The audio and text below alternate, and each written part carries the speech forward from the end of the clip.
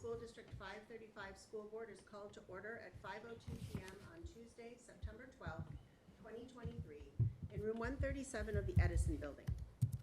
The board acknowledges this site and all RPS sites are situated on the ancestral land of the Dakota people, and we honor the Dakota nations and the sacred land of all indigenous peoples.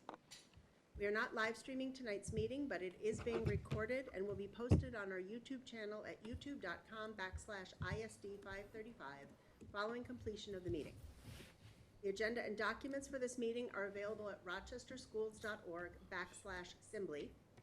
Present at this meeting are school board members, Superintendent Kent Pickel, a non-voting ex officio member, and Assistant School Board Clerk, Ms. Lori Sam. Ms. Sam, would you please call the roll? Director Barlow? Here. Here. Here.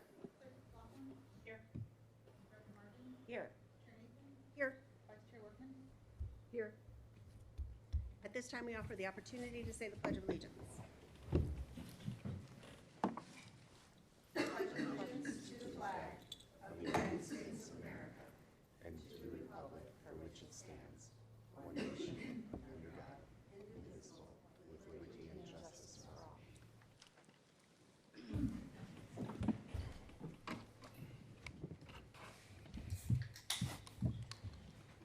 Item 2.1 is approval of the agenda. Are there any changes to the agenda? Move approval. Second. It has been moved and seconded to approve the agenda. All those in favor say aye. Aye. Any opposed? The agenda has been approved. Our next agenda item is a focus topic, the RPS Equity Policy Implementation Update. Just for some background, the Policy 105 Equity Policy was first adopted by the school board on June 15th, 2021. Tonight's agenda item fulfills the following requirements in the policy.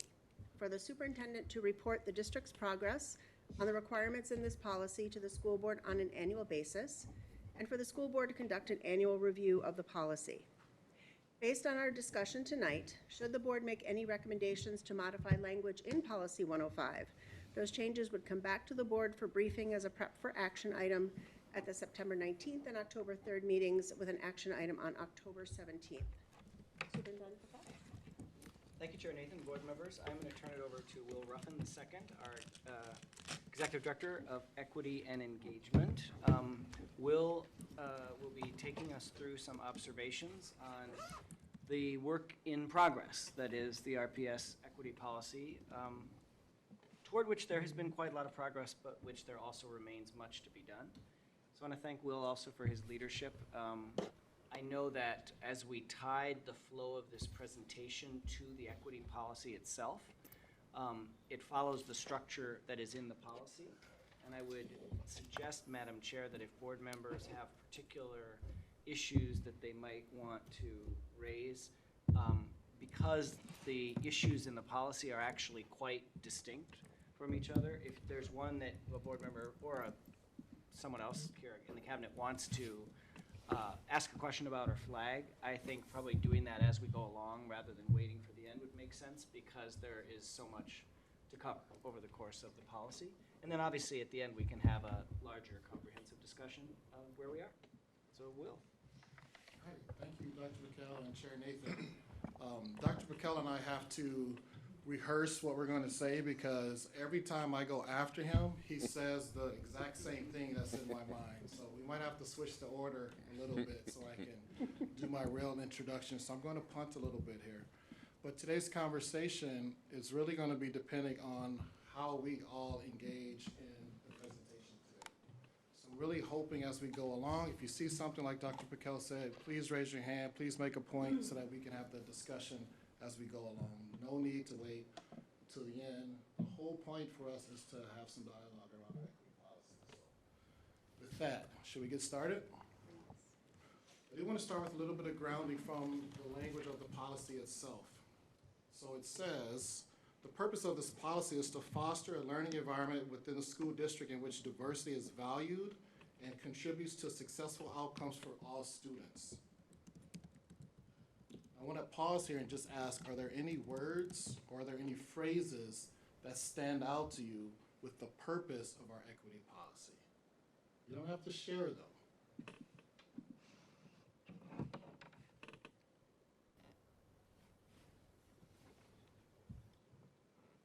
note taker, maybe you want to write those words down and write that phrase down.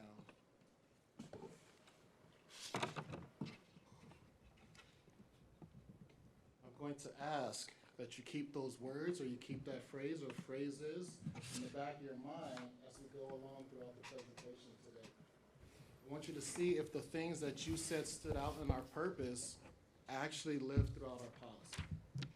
If they don't, there's a conversation that we need to have there. If they do, then we know that we're on the right track.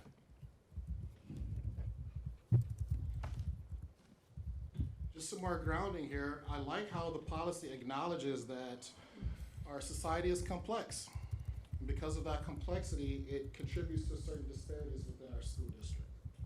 That is a good acknowledgement to me. We also acknowledge that certain groups of students are affected disproportionately by bias, prejudice, discrimination, racism, etc.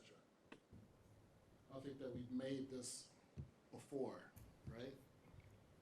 And then lastly, we also notice that certain factors such as race, socioeconomic status, or even language should not be a predictor of the experience that any of our students in Rochester Public Schools should have.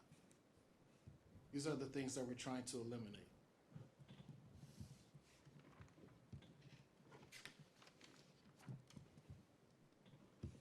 As I move on to number 4, we also notice that there's some systemic issues that come along with our American educational system, and I like how our policy addressed that as well. But number 5 is where the bulk of our observations and conversations and a few of my recommendations to the policy will come from. Number 5 says, the district has a responsibility to remove barriers that prohibit students from one or more historically underserved or marginalized groups from attaining high levels of academic achievement and growth. Now, the policy didn't say it would be nice if these barriers were removed. The policy didn't say if we have enough time, we should remove those barriers. But the policy states it is our responsibility to remove these barriers for our students. And as I read that, it prompted a question in my head. And the first question I had was, do all of our RPS employees feel the same sense of responsibility to this equity work and to remove these barriers that our students are facing?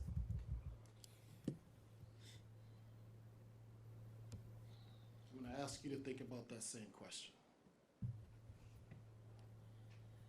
Because if you have any hesitancy in your head or any doubt that all of our staff feel this same sense of responsibility, then you just provided yourself with the why this policy exists in the first place. There shouldn't be any doubt that we all have this sense of responsibility. There shouldn't be any hesitancy at all. The policy states this is our responsibility. We are here to remove these barriers for our students so that they can achieve high levels of academic success. And if they aren't, then that's on us. It's not on our students. It's on us, the adults.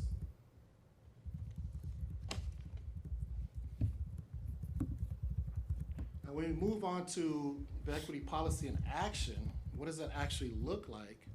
There's another purpose that is stated here.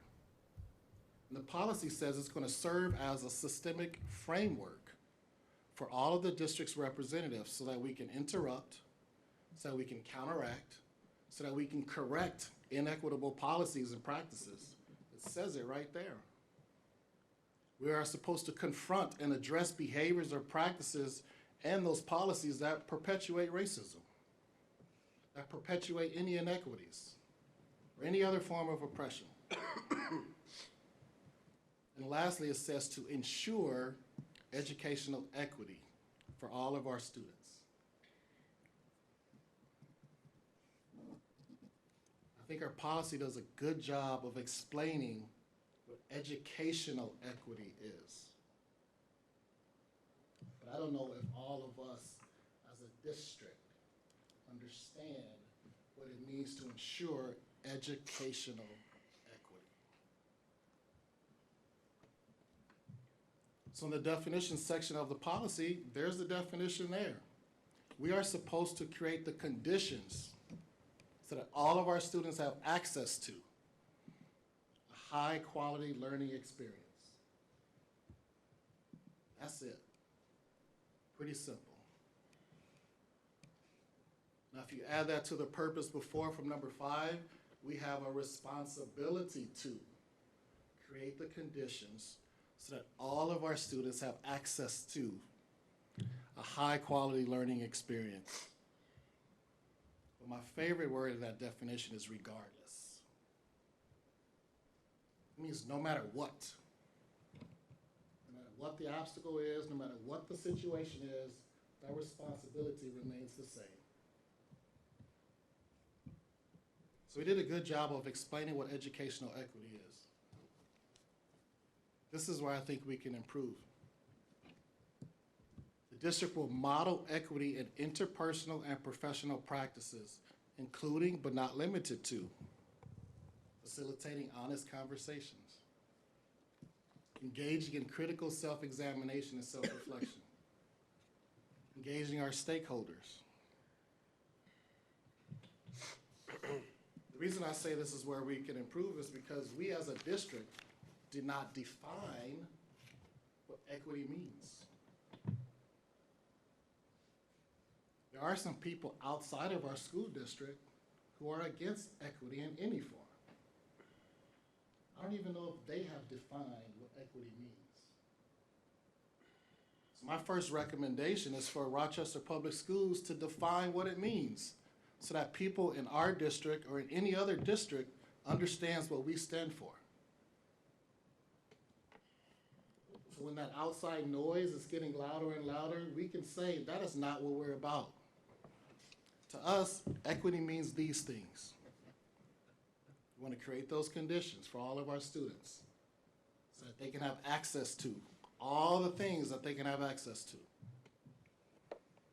so that they can achieve a high learning experience, regardless of anything else. Once we stand on it, I think it becomes easier for our staff to understand, oh, that's what I'm supposed to do. Oh, that's what it means to do equity work across the district. I can do that. I can create conditions in my classroom. I can make sure all of my students has access to.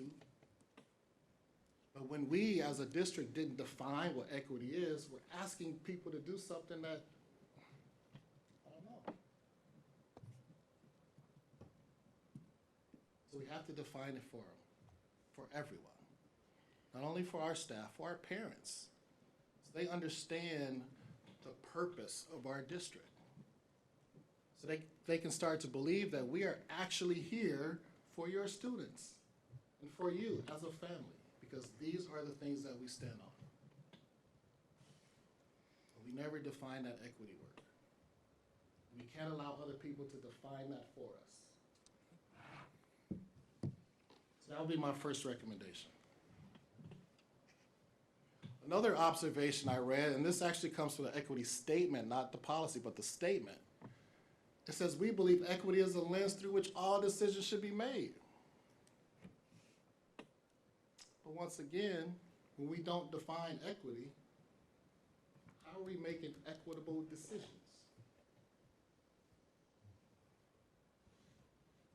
We have to teach people how to do that. We have to show them some examples of how to do that.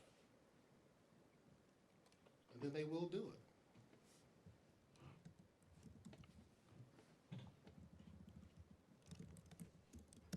So here's one definition I think that we can consider.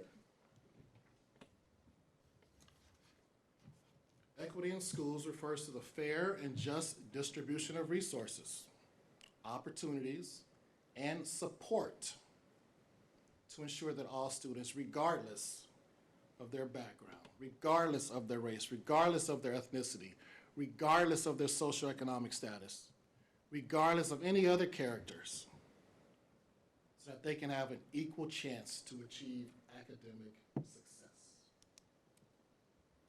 That's the goal for all of this work, is to achieve academic success. That's the root of equity work. We want all of our students to achieve academic success. But for some, there's something that gets in the way. So our job is to remove that thing, whatever it is, out of the way so that they can achieve academic success. I'm going to purposely pause here and see if there's any questions or comments before moving on.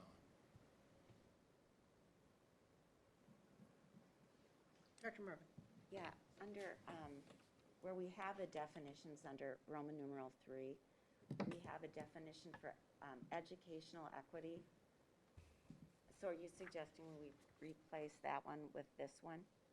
We can either replace it or we can combine the two. Okay, because I think this is really powerful when you have on the screen.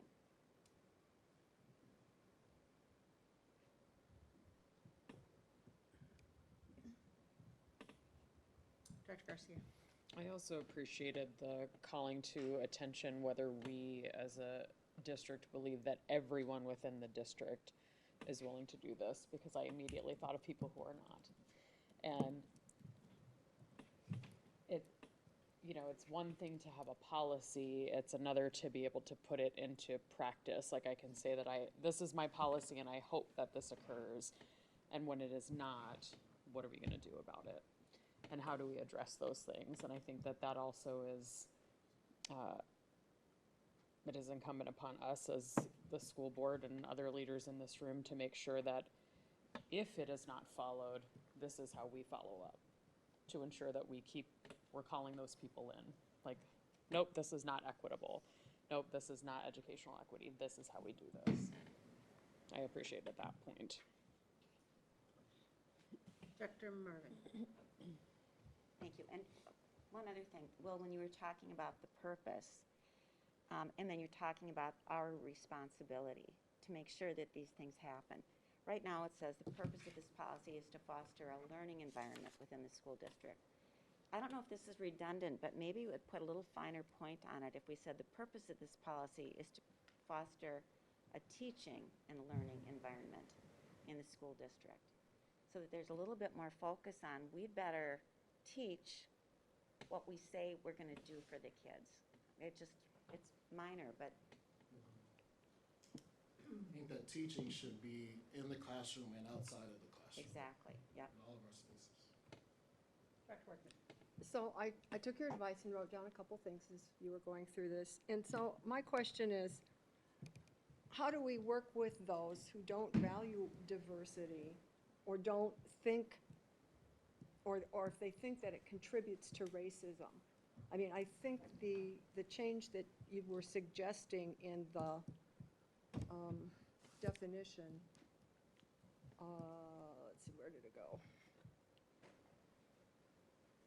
Refers to the fair and just distribution of resources, and I really liked how you emphasized, regardless. And it's not simply focusing on one thing. I think the racism is a huge piece of it that we must focus on, but when we're talking about responsibility for all of our students, we have a whole lot of other factors that come into play that maybe teachers aren't aware of or don't consider, or they kind of blow off. So one of the questions I guess I would have, kind of piggying back on what Dr. Garcia said, was how do we handle teachers who, or other staff who say, I don't think this diversity stuff I think it's bogus. I think that's a really good question. And it's a good thing we have a good brain session, brainstorming around this table. But I think I would approach it the same way I would approach my kids, because I love all of my kids the same.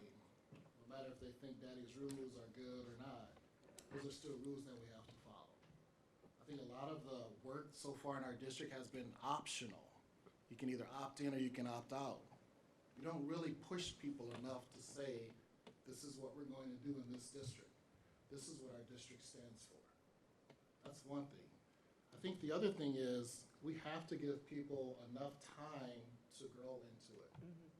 I don't want to force anything on anyone, but we're going to provide you with enough resources, we're going to provide you with enough training opportunities, we're going to provide you with enough time to practice this on your own, and maybe you will see it, and it may not be today, Do you but maybe it will be tomorrow. Do you think ever that it's possible for a teacher to not believe, for lack of a better word, in equity, but still actually does what they're supposed to be, that eventually the heart will follow those actions? That's hard for me to believe. An adult can say, I do not believe in equity, but in my classroom, I'm going to do everything Right. it takes to make sure. Right, I mean, if they're doing everything they can, do you think that might change their mindset? If the adult is doing everything they can Yes. and they do not believe in equity, then I don't think they're doing everything that they can. That's just my response. But this is a conversation, so I don't need to dominate the table. But that's just me. If you don't believe in equity work, you're not doing everything that you can. Or you've been brainwashed or indoctrinated to think something else. Dr. Cook?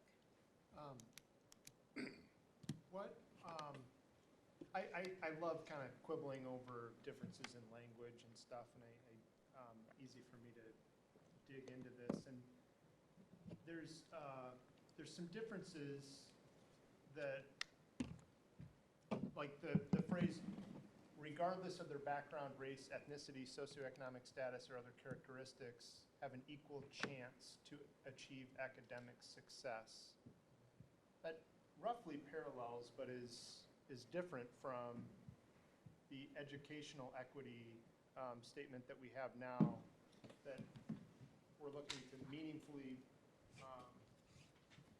create conditions so that students will meaningfully participate in and have positive outcomes from high-quality learning experiences, regardless of individual characteristics and group memberships. Can you talk a little bit about, in your suggested language here for equity, distinct from educational equity, why you went with an equal chance to achieve academic success, and if there was anything I should read into the identification of the enumerated list of things that follow regardless, as opposed to what was in the educational equity definition? Sure. I would also, before I go there, I also want to point out support is something that's different. That's not in the other definition. So oftentimes we might say we're going to put more kids of color in this honors course, but we don't give them the same support that they would need in order to be successful in that course. So I just wanted to point that out for one before I jump into this one. But I do think in regards to the characteristics and having an equal chance, people talk a lot about the playing field is unlevel. The playing field is unlevel. That to me means it's not equal. So we have to do whatever we have to do, remove any barriers so that our students have an equal chance at having the same success as another student that does not have as many barriers in front of them. To me, that was not clear in the educational equity definition. It was more on an individual level. Hey, if you start here and we get you here, that's great. But that doesn't mean I still have the same chances of any other student. So to me, that's still not doing that equity. I want all of our students to have the same chance as anyone else. That to me is equaling that playing field. Superintendent? One of the reasons I like this proposed statement, and obviously I looked this over with Will before he came forward. For a long time, well, first of all, 30 years ago there was no equity work, so this is progress. And many statements initially about seeking educational equity were really utopian statements of no disparities. And they were very ringing statements of everyone is the same. And of course, who can argue with that goal? nobody had achieved that, first of all, so they were purely aspirational. And they really took the agency out of the young person. The idea that the young person also has to take ownership of their own learning. What I like about this is it really, first of all, it's not too complex. Equity statements are usually, this is a complex sentence, but it's a sentence. Like often they're like 9 paragraphs. So like you could put this like on a bumper sticker. It talks about Two bumper stickers. investing in what kids need to have a truly equal chance. It is not a statement of saying equity is the complete absence of disparities in outcomes. Of course, that's what we want, but the kid has to take ownership of their learning. So what I like about this is it clearly puts the onus on us to create the condition and the system, but it leaves some agency for the students to take ownership of their own learning. So it's one reason why I really appreciated this. I'm sure we could, build on it and things, but I think I don't want to make it much longer, because if it is, I think it gets less useful. I think it's got a lot of meat that's in there right now, and it really says they really have, the equal chance. I almost want to say insert the one word, and I think you'll all kind of know what I mean, but I'm not suggesting we insert it because it's just sort of vague.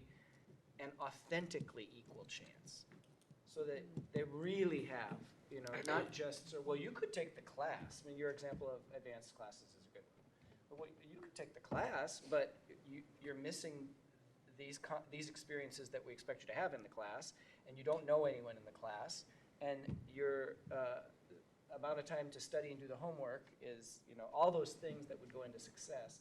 It's not an authentically equal chance, or something like that. But so I appreciate that. We're in the realm of a lot of nuance here, and I think that's important in a policy. Words mean something in a policy. But I think if you went in and looked at the course registration guides in our schools, if you looked at the transportation system in our district, if you look at the way we allocate funding that we have discretion over in our finance system, you could hold all of them up to this statement and have a powerful and maybe challenging discussion about whether we are, or our HR systems, you could hold all of those up to this statement and say, are we creating that authentically equal opportunity for students? Dr. McLaughlin. I do appreciate the brevity of the statement. I do feel like I don't want to get into all the protected classes, but I am a little bit anxious that it doesn't include gender. That's one thing I would, in some form.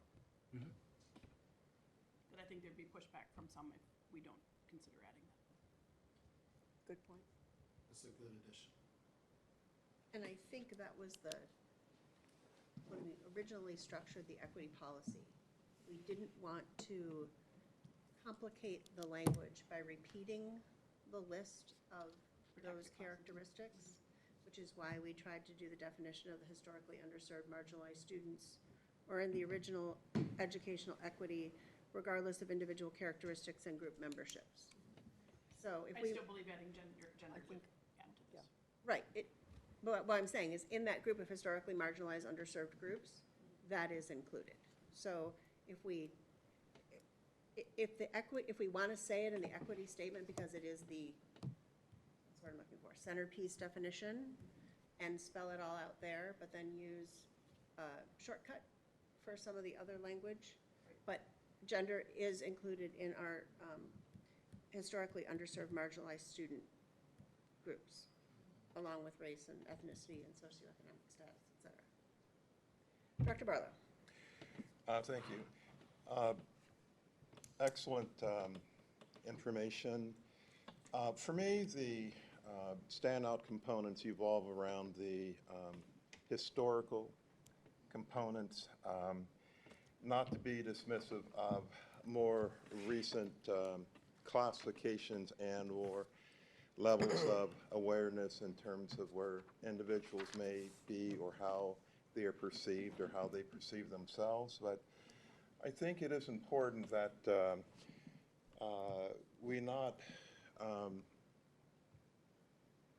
that we continue to address the historical components. I think we run the risk of overstating, if you will, or saying, well, there's a problem over here too, and while we're at it, there's a problem over there, when the problem before us is the historical components. I think that is so important to keep in mind and keep in play, spoken from the perspective of having experienced a historical impact. So thank you for that opportunity to share that. Dr. Garcia. I was just gonna suggest, I guess, everyone, the way that we might like physically put all of this together is oftentimes when you're looking at things like other policies or other websites that sort of have these definitions, there's usually like the umbrella one, right, where it's like, this is racism as a categorical thing, and there are all these like subcategories of racism where you are referencing the previous definition of something. And so I wonder if we need equity in total, and then we also have educational equity, which is what we are considering a subcategory of this, so that there is reference to something else, or we're not, we don't just have the same language everywhere.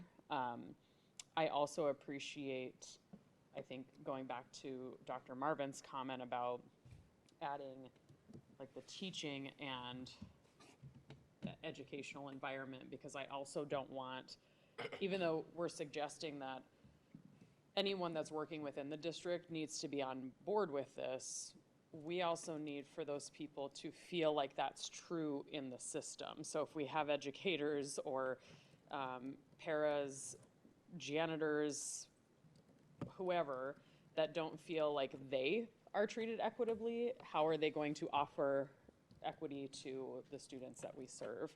And so I think that there also needs to be sort of like a broad stroke there as well, and that it's, yes, we're doing it in our schools, but we also want it to positively affect the people who are working in the schools. Not just, you have to do this for the kids. We are doing this for each other.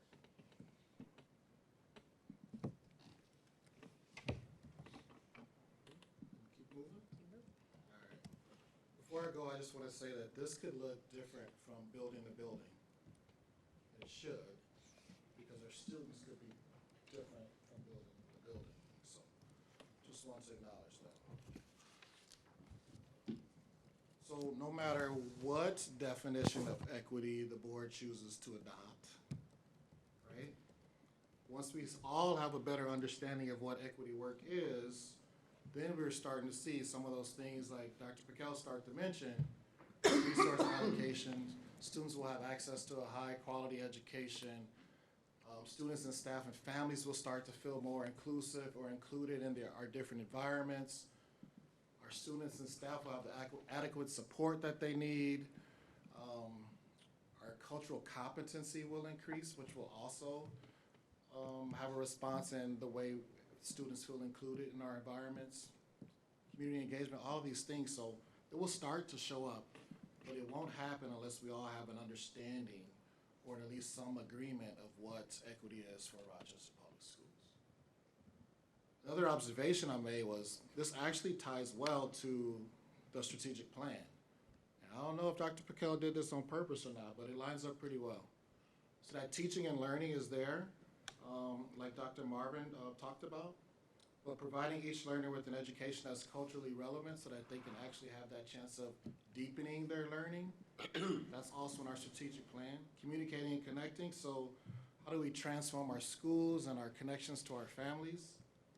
Support and belonging, we want all of our students to feel included in any space that they're in within our district. Accountability and progress monitoring, so how do we use data consistently to inform our decisions, to inform our practices? How do we attract and retain the best possible staff we can for our students and our families? And then John's favorite, how do we have financial stability with all of our resources? Right? So once we have a better understanding, we will start to see it come up in those places. Now, originally, when the Lego blocks came out, I was a little hesitant because I didn't clearly see equity work within there. So I had to dig a little deeper. But when we think of equity in those terms, like we just kind of discussed, as far as creating the conditions, making sure students have access to higher quality education, then you can start to see where it lives within those building blocks. So once again, the equity work lines up well with the direction Rochester Public Schools is trying to go. We'll kind of skip a little bit on this one because Dr. Paquel talked about it, but the big part that stands out here for me is letter B. And for letter B, a Department of Assessment and Research has been created. So now we can start to dig into some of that data. We can start to disaggregate the data by our professional, Dr. Peter Ruck, and then he can teach us all how to do that in our own buildings, in our own spaces. So that was a good first step as far as implementing equity in our district. Keep going, just move it along here. Ensuring that the annual district and site plans and goals are developed. So our superintendent also has skip teams in all of our buildings. What I think is missing is an equity framework to help guide those conversations along the skip team. So that would be another suggestion. Is how do we adopt an equity framework for all of our decisions or all the conversations that we're having throughout Rochester Public Schools to be put up against?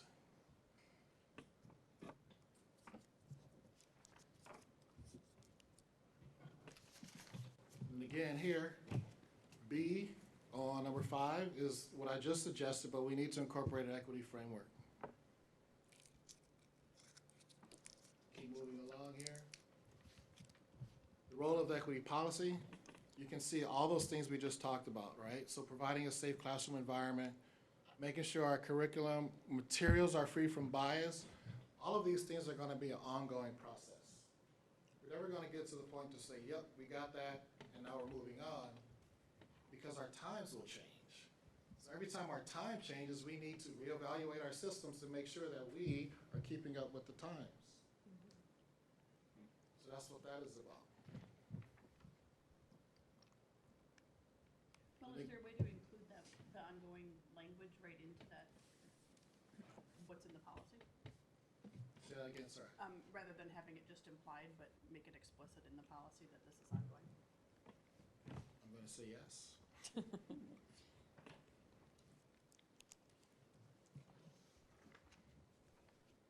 Catch up on my notes here. So teaching and learning, again, this is a work in progress. This will always be a moving target.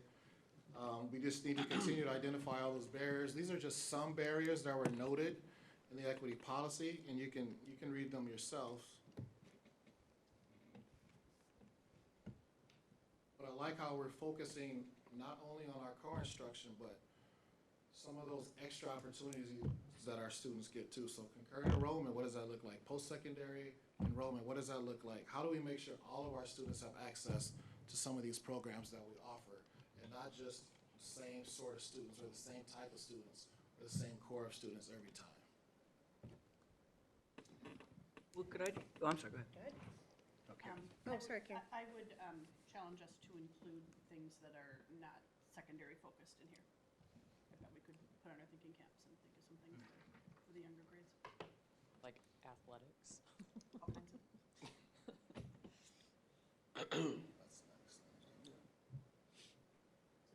I was just gonna,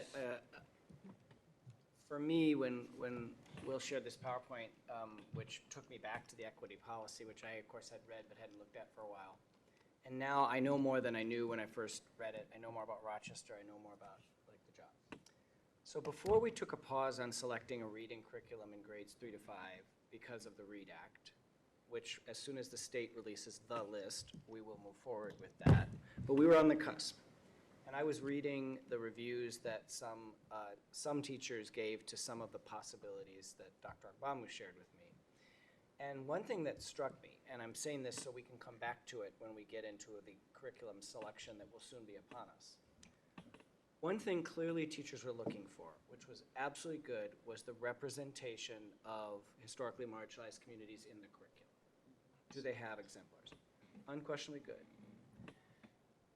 There was less just in the teacher comment sheets.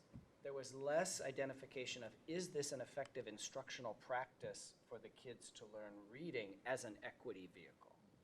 The cultural responsiveness was being seen as the equity side, as opposed to, is this a better curriculum for helping a kid decode?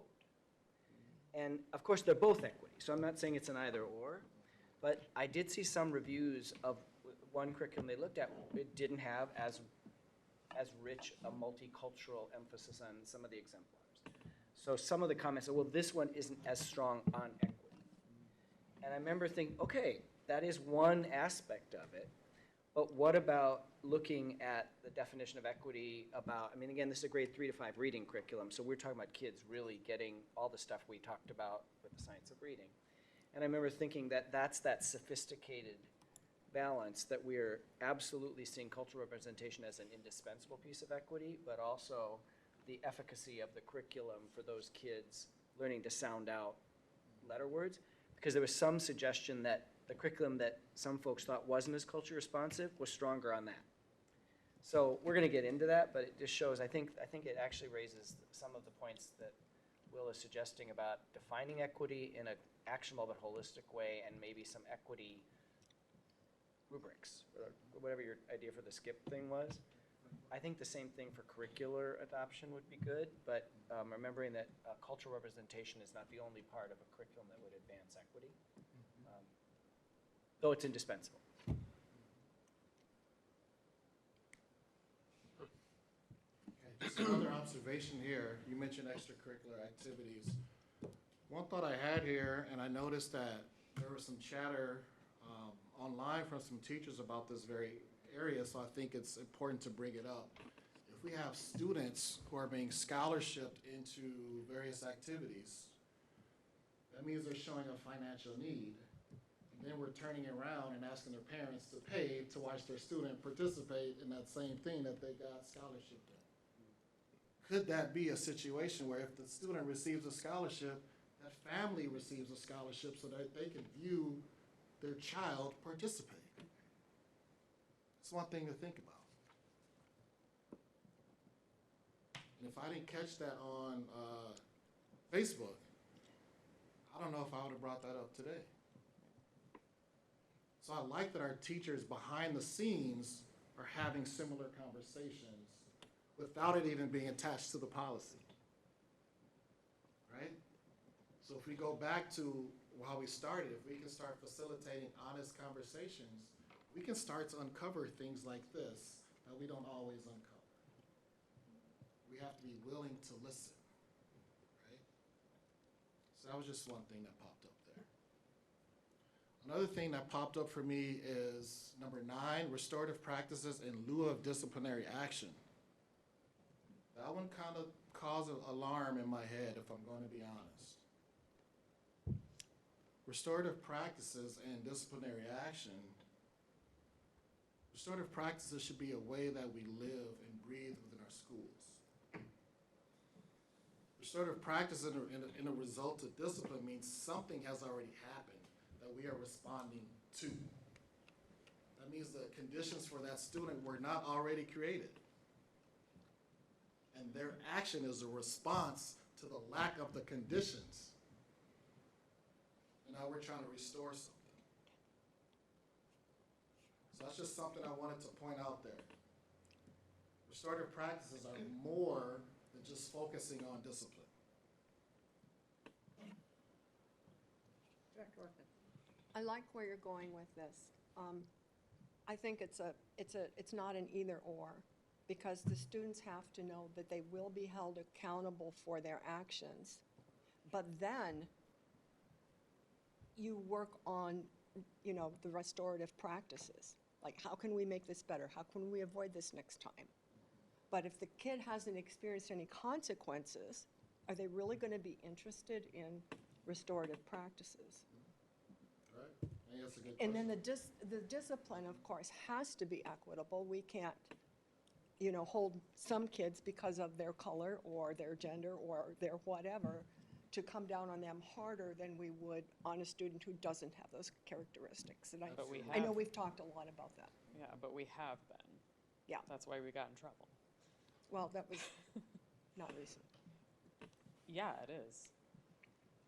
I mean, and it doesn't necessarily go away, like, we checked all the boxes, Oh, yeah, no, right? of course it doesn't go away, and But we've it's made still- it part, it's we've still made it part, there. we've made it part of our practice, and it's not, you know, But I think the point of the comment, or what I was taking it, is not so much like we scrap number 9 entirely, that's not important in our system, but the idea is that here we're trying to say, if we are being equitable, then we are not, this would not have occurred, because their behavior is their communication that they were not supported in the way they needed to be.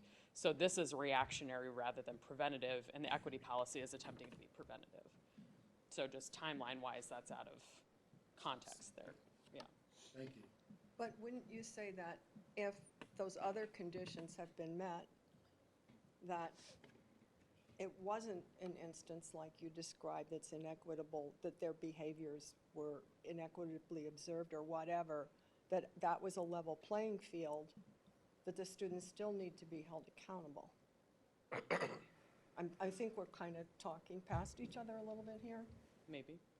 Yeah, I just would say that accountability is not in question here. Okay. If there's a behavior, there needs to be accountable actions for it.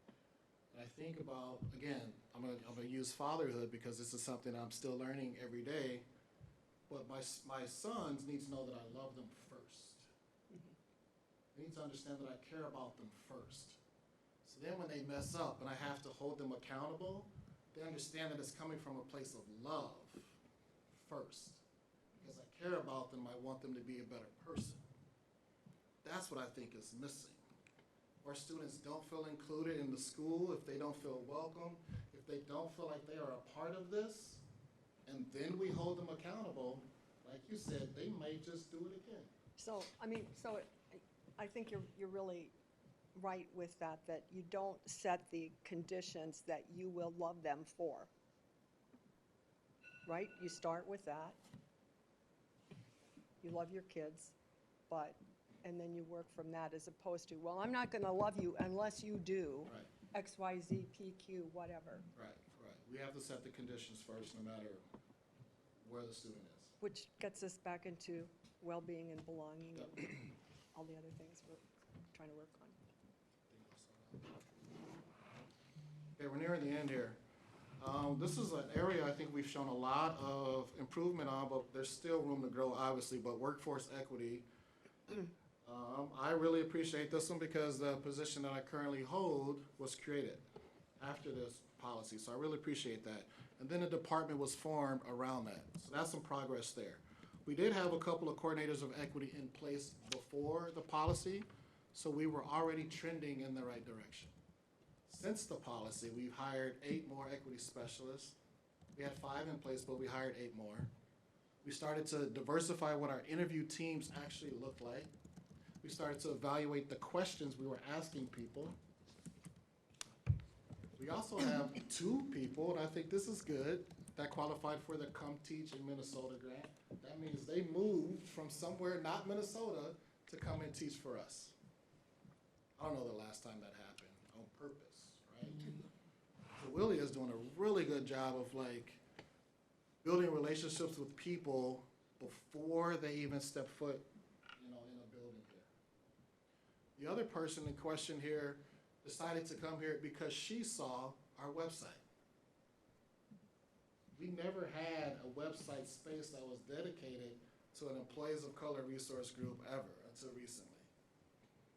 Because she saw that, she said, I can see myself working in a district like this. She decided to.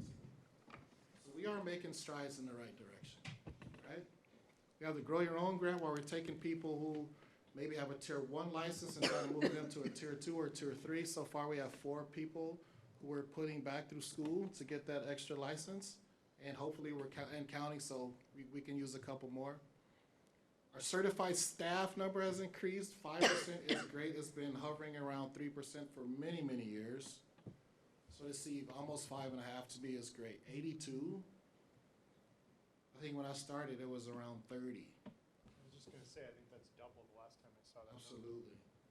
And I was surprised when the number was 30. I'm really surprised that the number is 82, so I need to get out and meet some people. But all staff of color is 301. That's a lot. Out of 2,600. We're getting there. 11% is not anything to just dismiss. We're getting there. So in this regard of our equity policy, we definitely see some good traction. Just briefly, today the invitations went out to, for staff to join working groups to develop the human capital part of our strategic plan. Turned out to be 7. I gave this a lot of thought, talked to others. There's not one of the 7 that is the equity group. All 7 will have an equity charge. That's very, very explicit. So from recruitment to induction to support to benefits to evaluation to recognition, all of them will have a charge to be building on the work that Will just outlined. And there's a tension there, but we want to make sure, and the participants in the groups will also be structured to make sure that voice is at the table. Okay, just 2 more slides and then we're done. Let's go with this one, student engagement. So I think this is another growth area for our district as a whole. So intentionally seeking out the perspective of our students and then using their perspective to change our practice. And we do a good job of asking. We say, thank you. But we have to use what they tell us to get better. Otherwise, why ask them in the first place? Second point is not only ask them, but let's collaborate with them. You said this is important. Let's work together to make this happen. Let's collaborate with them. And the third point, I wish Sarah Louise was here, implement a framework for youth voice or youth empowerment. It's not only we're going to work with you, we're also going to build you up. So you can get out the words, that you can say whatever you want to say in a way that's appropriate, of course. Right? But we're no longer shushing you. Your voice is important. Your voice matters. We want to hear what you have to say. And then the last point, Jennifer, you will like this, family engagement. We talked about this last week. So some ways that we can improve is just incorporating the dual capacity framework. We talked all about this last week. Implementing the PK model to engage our families as partners. I think that's important to note. And make sure we have a dedicated family or caregiver empowerment specialist in our schools so when our families do have a question or anything, they know who to go to. Then just having clear and constant communications with our families and caregivers. Talking points is a good start. But we're not implementing talking points district-wide. We've already shown that the schools who use this are getting better engagement from their families. I heard great things today. I was blown away. So why not use it more? And can I ask this might be getting too in the weeds, but are we at a pilot phase with talking points where we are still just doing it in buildings, or is it a building choice? We're not at the pilot stage. We're not at scale implementation yet. Okay.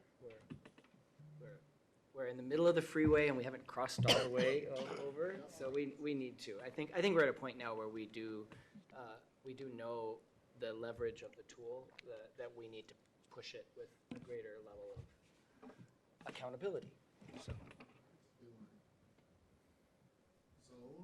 That's all I had. So if there's any other Quite a questions lot. or comments, we can take those, but as far as slides, that's it. Well, while you all are thinking, I'm going to say that I appreciate, Mr. Ruffin, how you have brought the equity policy to life.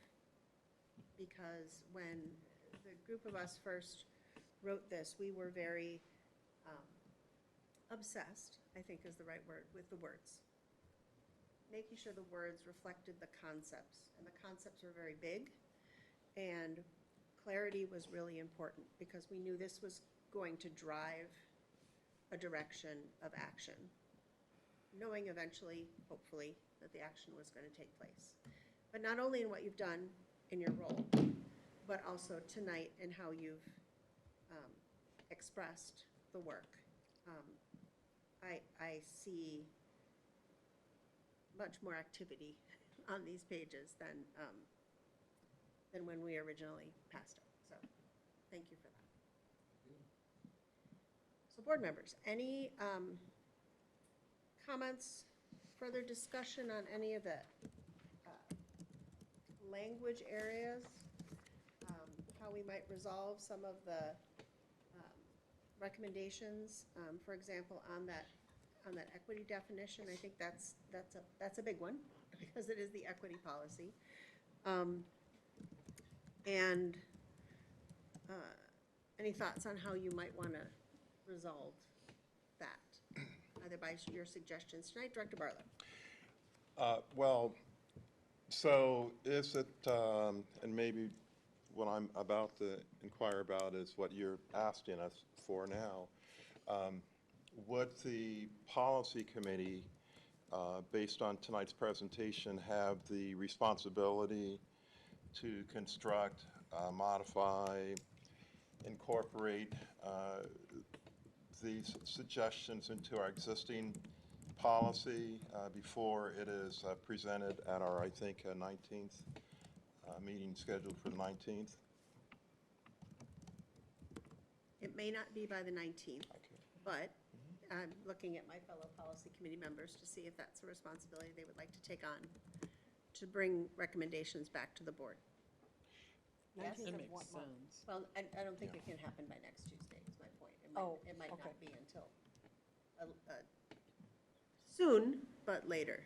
Yeah, for some reason, the 19th Well, is still right, out because there. if we had agreed on language tonight, Oh, okay. we could bring it back on the 19th. But if you're sending it back to the policy committee, then we'll have to come up with a different timeline. So am I then to understand that the policy committee has reviewed the recommendations? Or what was presented tonight has the policy committee previously reviewed? No, Okay, no. thank you. Well, no.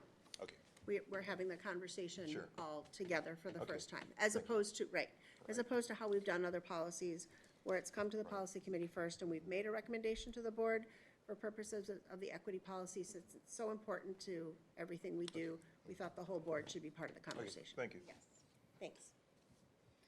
So yes, that is one way that, and I'm seeing my colleagues on the policy committee say that they would be willing to take that on. So we could take the recommendations about changes in language, both on the equity definition and in other areas that you bring up, and we could take it back to the policy committee and then bring it back to the board with recommendations. So given that, is there any other areas? I hear a question about the restorative practices section, that we might want to look at clarifying that. And I think I also heard some comments about the section on barriers. Director Garcia brought up extracurricular activities, which is covered in a separate, so she's good with that. Superintendent? Everything can always be better. So I love the idea of looking at the policy committee. I have to say, I think, as I listened to Will and the discussion, I think this policy holds up quite well, and the challenge is implementation. The challenge is bringing it to life. So we certainly can, I like the idea of adding the equity statement, I like the idea of something, but even some of the new ideas here are really not like about a sort of an equity framework for school improvement planning. It's not really a change in this policy, it's a implementation of the policy. And even some things that didn't make the discussion tonight, like the fact that all staff are doing online professional development this year as a requirement of equity with students and equity with colleagues, which is another implementation step forward. So I think in part, we are eager to support the board in refining the policy, but I think a lot of our job is in the implementation phase. I think this annual requirement to have this discussion helps move it, but I think that we can also be intentional about continuing to integrate that into the other information, like we saw last week on family engagement, that we're doing it. So it's just saying that I think we take the charge to continually go back to this policy. I take the charge to continue back to this policy and say, are we bringing it to life? Are we moving the implementation? Is the bigger challenge than refining the policy itself at this point. Dr. McLaughlin?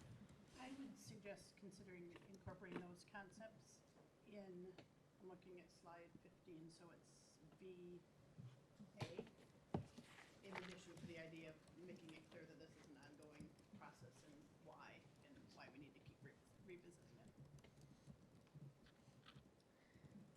On And the, it might fit under A. under the teaching, learning, and student services? I have it broader, It's it's all of 5, so all of the Like Roman requirements. numeral VA. It might fit in modifying section A. The district will take the following steps to address the social inequities. Yeah, What I'm concerned about is that seems like a one and done, and we don't want it to be a one and done. We'll take these steps and check them off and be done. Oh, okay, yeah, so like, on the actual outline, right.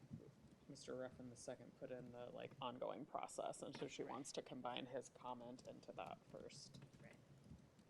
It's section. not taking the following steps once. Correct. Like, we will continually do this. Got that? So if I could circle back around, if it's okay. So really, the review, the annual review is one thing. Perhaps at this time next year, we have opportunity to see how the policy's been operationalized, such as we are now, with perhaps no tweaking of the existing policy, but just a reporting out of how the policy's been operationalized. And I think the only other thing that I wanted to consider is when we have our definition of historically underserved marginalized students, and we talk about student groups, and we talk about in our definitions, focus on students. We know that other areas of the policy talk about staff and parents and caregivers. So I'm wondering if we should not just recognize that it's our students who represent all of these groups, but it's also their families and their staff. So somehow work that into the definitions as well.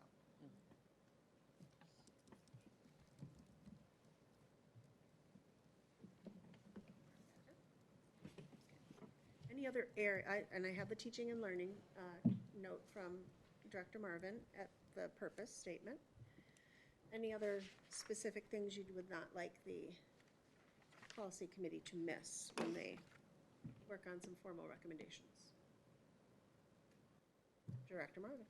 I just lost the policy that I was looking at on my screen, but it seems to me that originally we had, the school board will make all decisions through the equity framework, the lens of equity framework.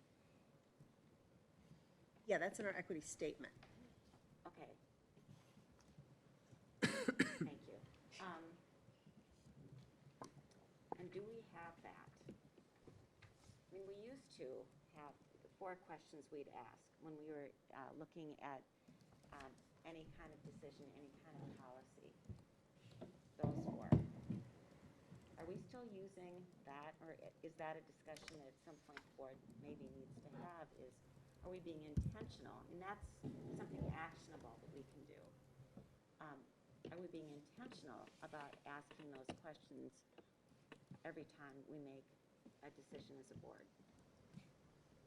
You're talking about decisions we make as at the board table. Yes. And can you just read those again for people who don't have them? I don't know. Mine are gone. Who benefits from this policy? Who is disadvantaged by this policy? What assumptions are we making, and whose voices are we missing? Are those the questions we want to ask, or do we need to, at some point, revisit that and say, does that cover it or not? And are we really being mindful of doing that regularly? And is that a internal conversation that board members take upon themselves to have? Or is there some formal recognition of those questions in our agenda item during our conversation where we explicitly offer the opportunity to discuss or show consensus or show difference of opinion on whether those 4 parameters are being met? how explicit we need to do versus more of a thought process for board members. That's a really good question. Any other thoughts on that, board members? Since we're talking about our individual decision-making. If we would like it to be, like, you know, if we're talking about this is the lens we're gonna look through, we should tell ourselves what the lens is. And so if we wanna put the language in, it's easier to take it out later than it is to have to keep having the conversation or trying to add it in later. So we could just put it in there. I mean, put the lens language in the equity policy with regard to the kinds of decisions we make at the board table. How do board members feel about that? I like it. Not hearing any objection. And I don't want to lose sight of something that Mr. Ruffin said earlier that I did write down. He talked about the equity framework to guide our discussions and our work. So I think that falls in that category.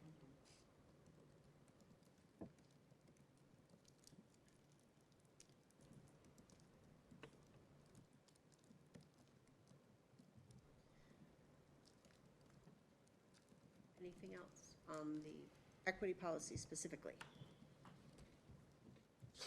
All right, then our plan will be for the policy committee to take a look at these language recommendations, and then we will send them to the board as if we were briefing any other policy. We'll have multiple meetings to have a chance to talk about them, so it will be a good conversational process.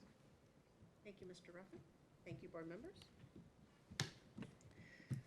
All right. Our next agenda item is here somewhere. Item 3.2, the DISC update, revising policies to advance excellence with equity. So this is actually a good segue from the very last conversation we had about the equity lens, because this is really an equity lens about our policies. So when the strategic plan was being discussed, there were a number of comments and feedback received about the equity policy that we just talked about, where people said, well, this is terrific that we have an equity policy. What about all the other policies? Where is equity in those policies? So what rose up through the recommendations of the strategic plan was to have a district-wide initiative for system change, to develop a rubric for evaluating school district policies through the twin lenses of educational excellence and equity, and use the rubric to evaluate and, as needed, revise school district policies to advance both of those priorities through the Rochester School Board's ongoing 3-year cycle of policy review and revision. So what we're going to discuss tonight is to consider how that policy and procedure review process can reflect those educational excellence and equity priorities and continue to meet the requirements of state law and best practices in our school district policies. And in the background information that you all received, you see the draft proposal from the policy committee. And one part of it is to talk about how it might be incorporated in how our policies and procedures are reviewed now, because what we don't want to do is just pile on another set of activities and questions on top of what we're already doing. We tried to rethink how we are looking at policies. And then the actual content of the rubric, the questions we'll ask, the considerations we'll give when we're reviewing school districts' policies and procedures for educational excellence and equity. So I'm not going to go through the document with a lot of detail, but if anybody has any questions on any of the items or the sections, the first section deals with definitions. So we don't have a definition of educational excellence. We have a number of factors that reflect what our goals for educational excellence are. It's embedded in our mission. It's embedded through the priorities of our strategic plan. And it's embedded in the improvement framework that identifies those measures of how we're going to measure ourselves to see how student achievement is being accomplished. And then the educational equity definition included in the equity policy is reflected. Of course, if we change that policy, then whatever we use in the rubric.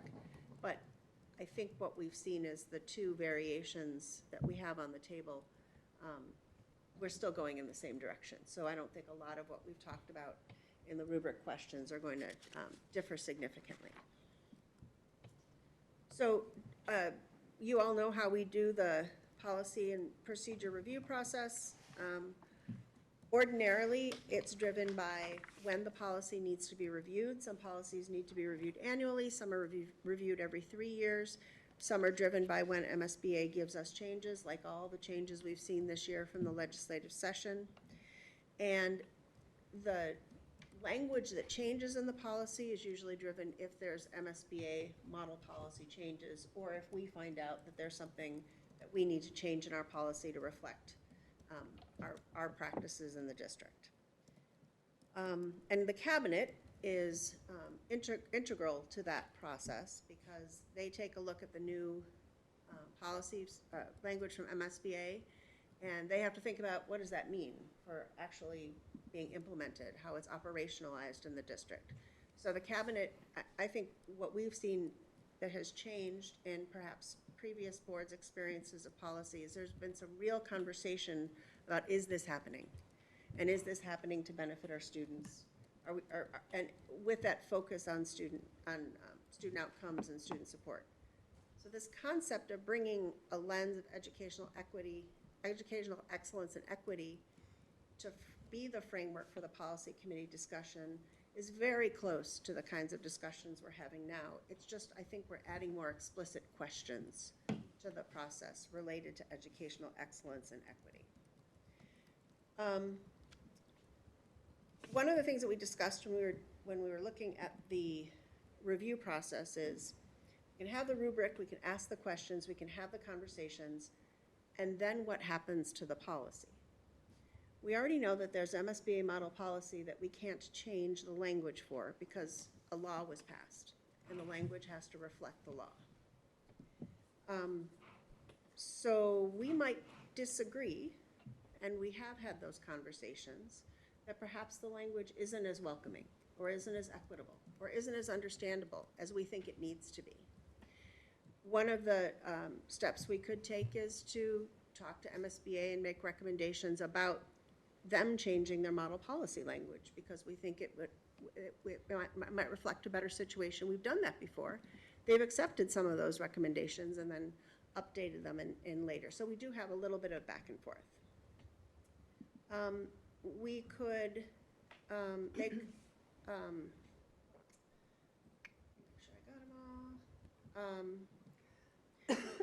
There might be situations where we might give it to our legislative committee, because what we really need is a change in state or federal law to say what we need to say or do what we need to do for our students. And that could become a priority either at the state or the federal level. And we could work with some of our educational partners like MSBA or AMSD or Education Minnesota towards that end. That's a longer term solution, but I think it's a reflection as to how, as you mentioned, Director Barlow, historical some of these are embedded. And then finally, there might be situations where we might believe we need to do something different, or the language needs to say something different, and we can't rewrite the policy, or we don't have the resources available to do what we think that we should do. It has to go into a longer-term planning structure.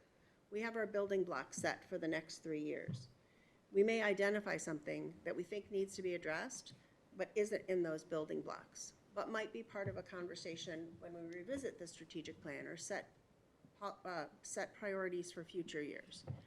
So what we've talked about internally with the policy committee is making sure that these conversations about the policy are captured and kept in a place like Google Docs, so that we're tracking those things that we're doing, that we're able to take care of now with updates to the policy, and then those things that have to be put on a to-do list with a time frame for revisiting them either on a 3-year cycle or earlier than that.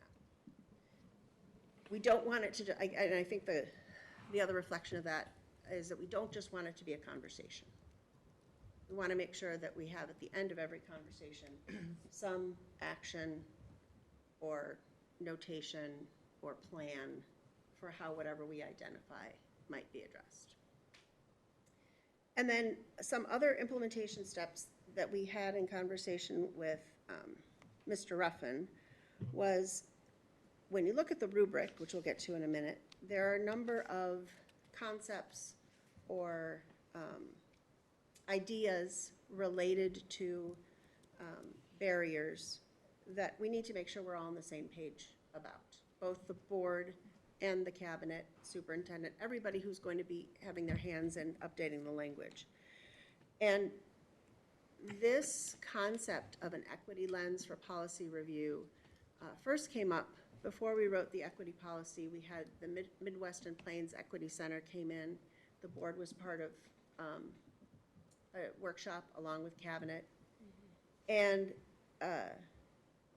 there are many professional educators who could come and do a workshop with the board and cabinet together around these concepts that are in the rubric, that are in this educational excellence and equity review, so that we have a chance to ask questions, that we have a chance to refine maybe some of the definitions before we undertake this review, so that it stands the test of time. So regardless of who might be on the policy committee or who might be on the board, we've got something that can be used for an extended period of time. So any questions about the process? Okay. So the rubric is attachment 1, and those are some of the questions, frameworks. The superintendent has a good point, and I agree with him. We would like to get this to one page, one-sided, as opposed to 2-page, two-sided. So I think what might help with that process is if there's any of these areas of consideration or questions that really stand out to you that you think might drive the conversation or the identification of improvements in our policies more than others, or any that you think are just, they're too weak, right? That they wouldn't end up in a conclusion being drawn? Superintendent?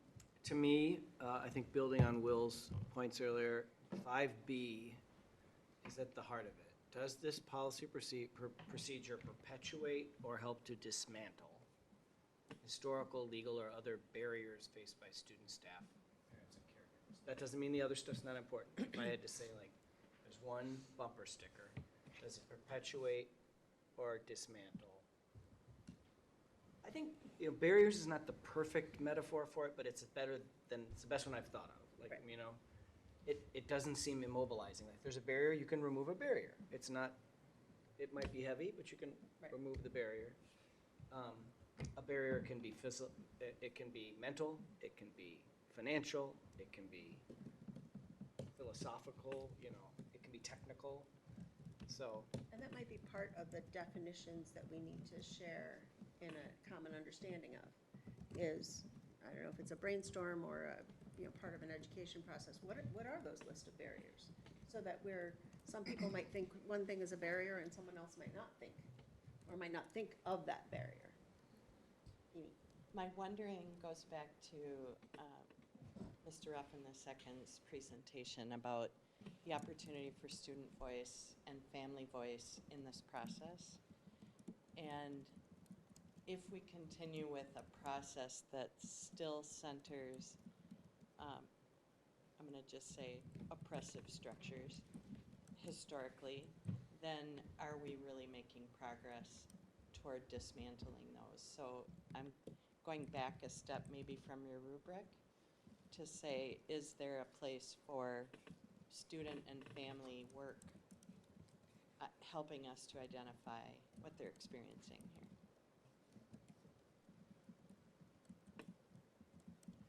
In terms of identifying barriers that could be considered or other factors. So that we understand fully and aren't guessing You're right. what those barriers are.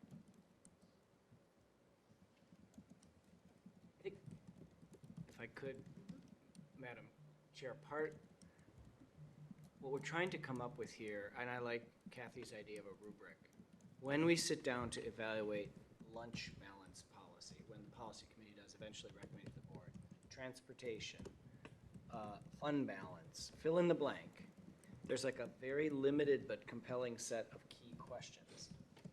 In my mind, we want those questions then to drive the kind of dialogue Amy's suggesting. The questions are just the provoker. And then we may need to say, ooh, we gotta go find out. We gotta go find out if, I mean, kind of like your interesting point about if you scholarship kids for playing on the sport, but we charge for the game. Like, that's actually really interesting, but it also would be hard to like not charge certain families walking in and charge others. Well, the point is, but were you in a policy committee meeting and the board decided for whatever reason that was an inequity they wanted to tackle, we need to go out and do that kind of engagement to find out, would they actually want that? You know, I know you said some parents were saying it, but if you were talking to a kid, a parent or a caregiver of a kid who was not being charged the athletic participation fee because they were low income, well, ask their parent, would you want to actually be comped? Would it be meaningful for you? And maybe they'd say, absolutely, I could go to more games, or maybe they would say, no, I actually, but we would want a process that seeks that voice before like sitting around. But the question prompts that discussion. I mean, I think we all know when I recommended and you voted to raise athletic participation fees, even though we do scholarship them, and I haven't heard the data from this fall if it's happening, but our activities directors predicted a decrease in participation. I asked, will that be demographically disproportionate? And they couldn't really tell me based on past history. Like, will certain kids do it less? But obviously, I didn't want to make that recommendation. You didn't want to vote for it, but it was a $100,000 budget reduction. So I think we'd want to have questions that we might be asking when we're considering that decision. And then a process to bring those voices to the table that the questions animate. And I appreciate that focus on not just the policy language, because we could sit in a policy committee meeting and say, well, the intent of there's nothing in here that says we want to make sure we discriminate against X group of people. But in the implementation of that policy, there's nothing we could do to change the language of the policy necessarily to make it more equitable. But it's, if we're then hear that the implementation somehow ends up in an inequity, that's that next step, where the student and family voices and staff would be important.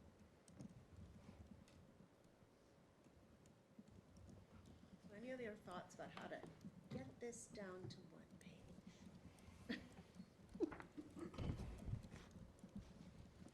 Because we can't just have the one statement, although I do like that too. For purposes of the rubric, I don't know that you really need the definitions. I suppose it's handy to have them if they're handy, but probably most people doing this review would have a working understanding of those definitions. So are you looking at the number 2, review of definitions? 5C.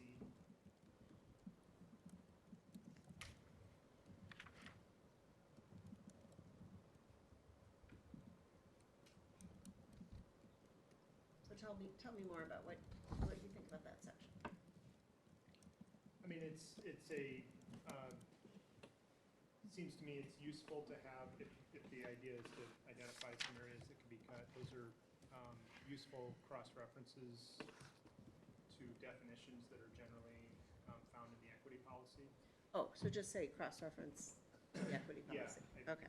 think you could drop all of 5C.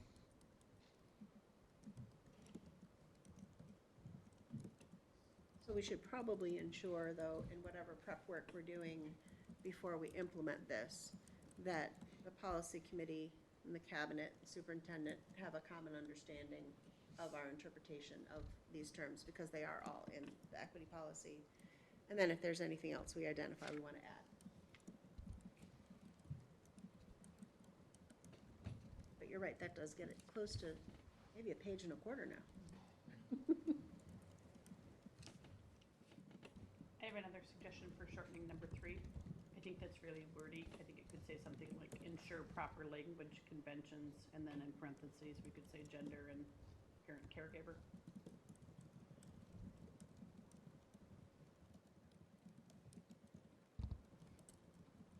If we're looking at being more concise. Yep. And parent, I will say, parent caregiver is a term that came up in our conversations in the policy committee.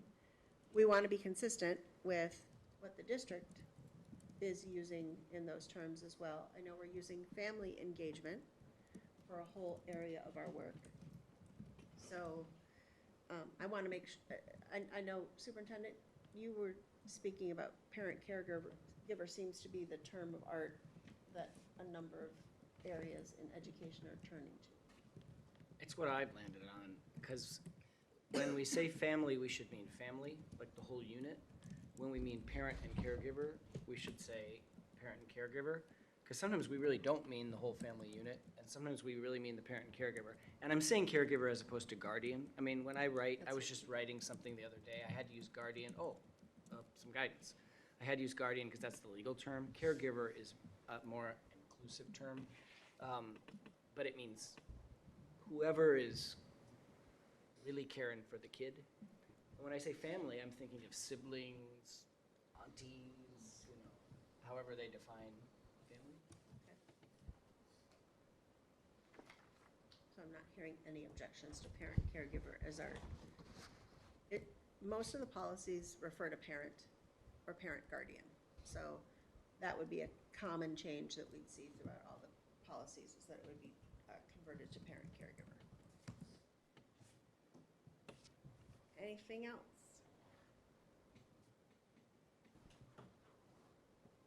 I would add to that, Kathy, though, on taking on what Kent said, that there might be places in there that might need to say guardian.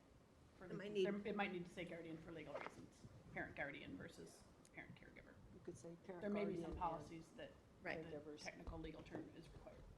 parent guardian and caregivers. And we could check with MSBA on that.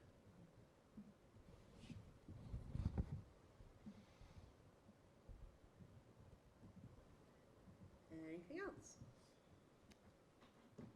Any of the, I thank you to the superintendent for pointing out one that really stood out to him. Are there any of these policies that you feel very strong, or any of this language that you feel very strongly about that you would not like to see removed? I think one of the other pieces in the rubric that's different than our approach with policies now is to look at the improvement framework indicators. So to intentionally bring data into the policy committee conversation, the last data available. So we wouldn't be asking for data to be generated just for this. But if there's any of the indicators, the academic indicators, social emotional skills, high quality learning environment, and high quality work environment that was related to that policy area, make sure we have it at the table so that when we're referencing how we're doing and how this policy is doing, we've got the data available. And I think if we do it for the policy committee, that might be something we could include in the report to the board. Just sort of have a data sheet. I don't know how anybody else feels about that, but that was a new component that was included in a number of other models that we looked at when they were looking at their policies under an equity lens, is what's the data? We like data here. I know we've been here for a while, and I'm a little reluctant to even suggest it, but it is a study session, so I'm going to raise one alternative possibility. With great gratitude and respect to the policy committee that put this together, as I look at this really in many ways is actually a roadmap for implementing the equity policy. What we're looking at right now, this rubric, it really is all the stuff we should be doing. I think trying to get this rubric tighter absolutely could be one way to meet this charge that came out of the strategic planning process. One alternative and simpler way, and I'm not even sure I think it's better, would be to go to this definition of equity that Will shared, flesh it out a bit, like Karen pointed out, it's lacking gender and things like that. And to build a process whereby every policy the board reviews, we formally say, does this advance, not impact, or undermine equity in schools? Full stop. Like, that's what the policy lens would be. So like, equity in schools refers to the fair and just distribution of resources, opportunities, and support to ensure that all students, regardless of, we'd have to get that right, have an equal chance to achieve academic success. And you could like say, every policy, we have to put it in one of three boxes. This advances equity, this does not impact it, because like there are some that we're gonna say it doesn't impact it. It's about our accounting firm choice or something. Or it actually undermines it. And we'd have to actually say, one of the three. I'd actually push back that the accounting firm choice could be. Okay, well, there you go. Yes, that Depending could on be. the makeup of I was the- trying to find some example where Yeah, you we can might get say like, okay, this is in the neutral. I mean, I like what's here, I like it a lot, and the work is clearly gonna inform our work on implementation of equity policy going forward. And I think in the end, it comes down to what does the policy committee find most useful in a practical sense? But the policy committee's work is very complex already. Like, I am very happy that almost every time the cabinet member brings the hard work in, and I get to sit there and kind of play color commentator, and the board members have to vote, because it's very complex work already. So to have our already complex policy, which we're usually comparing to MSBA policy, and then say we're also gonna have a very detailed rubric that we're comparing it to, it does concern me a little in its practical application. So it's just another route, and because it's a study session, I think, Madam Chair, we don't wanna let this linger on forever, but we also don't have to decide tonight. Right. I mean, this is a strategy for the current year. I don't know, I will commit to give it some more thought as well, and would invite that, but it might be the less is more approach to say we're gonna have that bumper sticker key equity question with every policy. And then I think we could find other ways to look at what you were just thinking about. I already made a note for our world's best workforce discussion based on what you have here about the rubric. So we can find other ways to bring that in, maybe? I lost sleep over the fact that there were 2 pages and how the cabinet probably wouldn't speak to the policy committee when they saw the 2 pages. You're not the only one who lost sleep over those 2 pages, Kevin. Because because our conversations are already so robust, and we ask cabinet to do so much in thinking of the policy.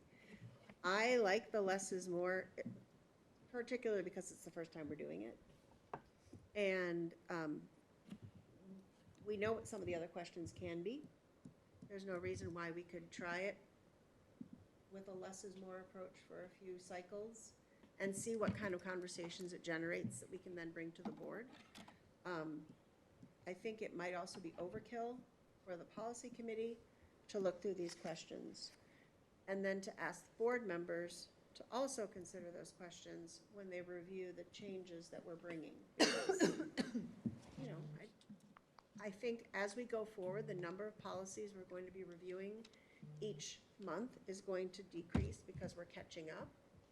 But 10 policies is not unreasonable to ask policy committee or board members to look at, and that's a lot of thought for pages of questions. So I think, Director McLaughlin. I agree with that, but I also look at this attachment 1 as still really good work, and I look at it from the perspective of, we all know, because we're here, what we think about the short version. But 10 years from now, this might be really valuable to future board members, to know what the thought was at the time that we're implementing this process. Or even another 2 years from now, when there may be different people who, like, if we're gonna have a response to this particular staff member doesn't believe in equity in the way we do, like, how are we gonna manage that? Board members are elected, so I think it's helpful to have at least, I don't know if it's a ghost document, like every time we come through it, like this is what we mean, this is your onboarding for what equity lens is when we're reviewing the policy, but yeah, I don't think it Here's the should. concept, if you want more detail, read this Yeah, part. here's the bumper Right. sticker, cause Yeah. we're doing it in policy review, but also like, hey newbie, this is what we're talking about. Dr. Cook. Along the lines of a less is more approach, I think I would still consider retaining a separate part of this rubric or review process centered on educational excellence as distinct from equity. I think Dr. Pikel's framework for addressing equity and putting policy under review into 3 different categories is a pretty handy way of looking at it. I think that would be a useful exercise. And maybe the first question under 4A could serve that same function for the educational excellence piece. Will the policy increase access to meaningful participation in and positive outcomes from high-quality learning experiences for all RPS students?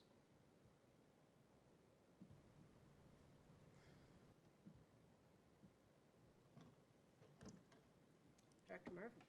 Yeah, and I've always liked the less is more approach, and I do think that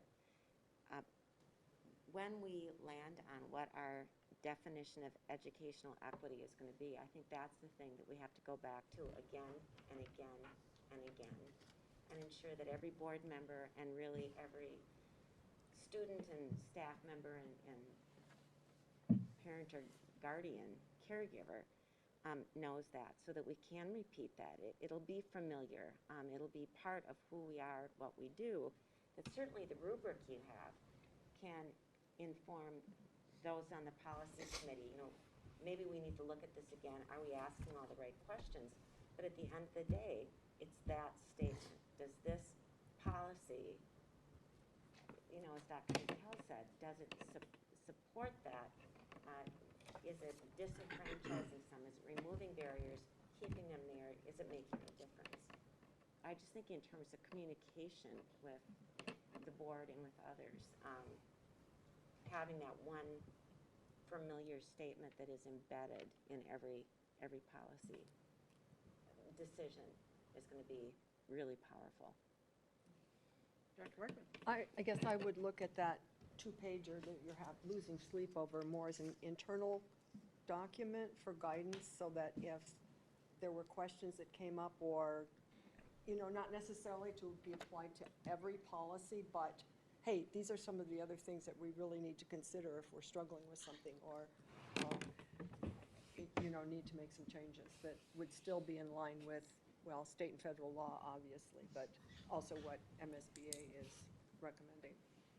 And there might, I agree with you, Dr. Workman, because in trying to put something in one of the 3 boxes, we may have to ask ourselves some other questions. Yep. Before we can put it in a box, and those questions might be we can pull from this background document. Right.